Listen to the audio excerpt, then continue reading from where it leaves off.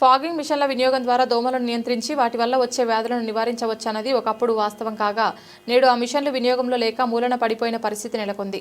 మార్కాపురం జిల్లా కొమరోలు మండలంలోని అన్ని కాలాల్లోనూ దోమలు విపరీతంగా పెరుగుతున్నాయి. ఇంట్లో ఎన్ని జాగ్రత్తలు తీసుకున్నా బయట పరిసరాల్లో దోమల ఉత్పత్తి నియంత్రణ లేకపోవడంతో ప్రజలు తీవ్ర ఇబ్బందులు ఎదుర్కొంటున్నారు. దోమలను సమర్థంగా అరికట్టాలంటే ఫాగింగ్ మిషన్ల వినియోగం అత్యంత అవసరం.